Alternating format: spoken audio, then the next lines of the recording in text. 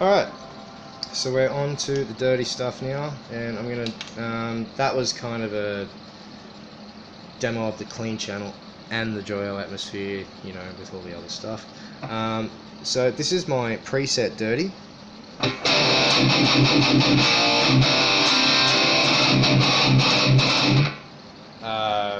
Really cool there.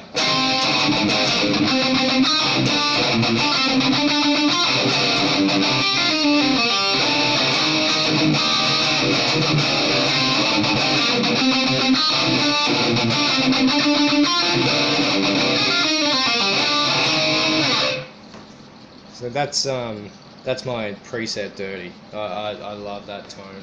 It's really good for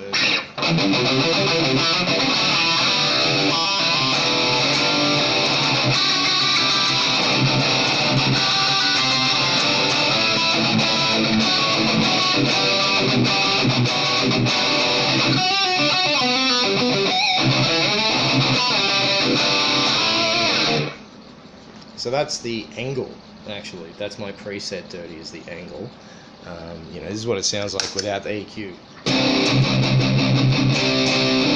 It's what a lot of them sound like without the EQ. That's a dirty preamp for you. So anyway, let's go from the very start through the dirties. This is a Fender 65 Twin dirty channel. I've never heard one like this, but it's pretty good for, you know, it's still pretty low gain, but it's just so crunchy. You know, then we've got the JCM 900.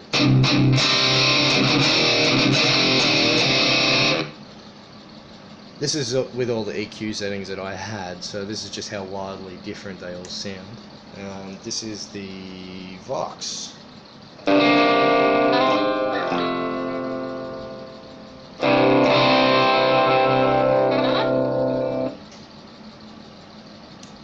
As the Mesa Boogie Lone Star. Let's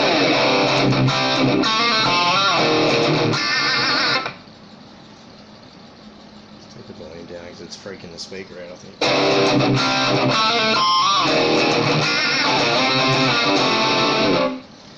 Yeah, it's alright. The dual rectifier. I'm going to crank the gain on this.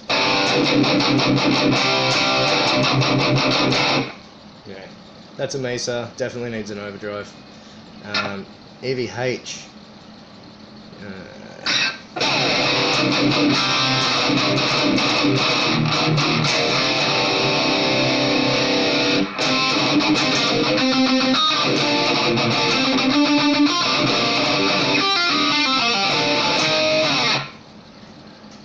Pretty cool. My favorite.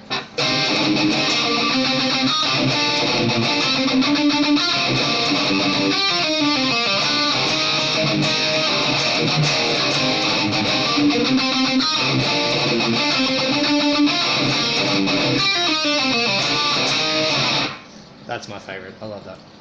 The orange is really cool, actually. And I'm going to crank that. The gain. More treble. You can really crank the high end in the orange one.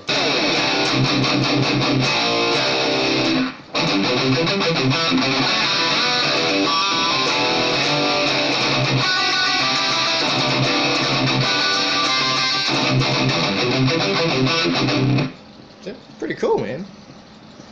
And the Friedman. Friedman's always like a go-to. I can actually take a lot of high end out of this now, because Friedmans are known for being like really crunchy and crisp.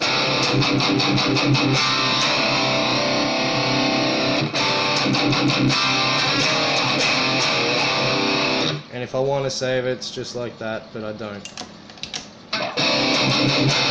I want that. But anyway, that's about the quickest demo I'm able to make. Just give a quick bit of a final thoughts on these two pedals now. The atmosphere is very good, but the spring is very digital. The switch on the back is an absolute bugger of a thing to get to. Not all the algorithms are really good. Like the church is really nice, but it's a bit I don't know, like I don't understand what the modulation is doing there. The spring is pretty average, but the rest of them, oh, the rewind is a bit glitchy, but the rest of them are really good. So I think it's the rewind, the spring. I know the church is actually pretty good.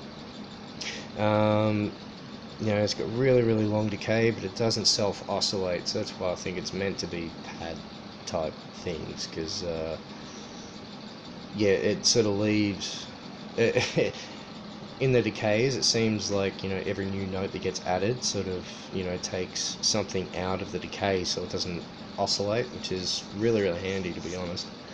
I don't think it's meant to be a subtle reverb pedal. If you're looking for something like that, just get yourself a simple like a TC Electronics Sky Surfer would be your thing. If you just want simple, basic, you know, old school type reverbs, that's the kind of pedal you'd be looking for. Now the Preamp House, I actually really like it, man.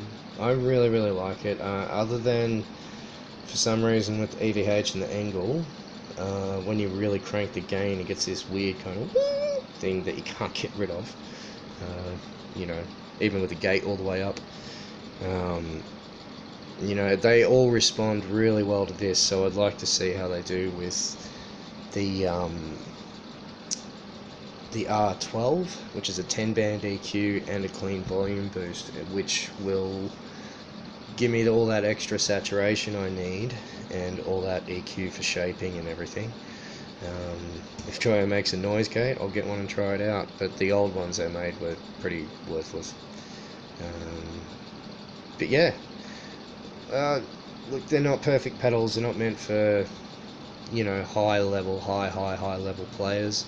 They're meant for, you know, they're a cheap alternative to a solution many players are facing these days. It certainly solves the problem for me. I think it sounds great if you use it as intended.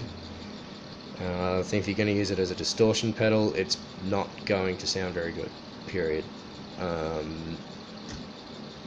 Yeah, there you go. Obviously everything was coming out of this speaker here. So, yeah. Hope you enjoyed that, guys. Have a great one.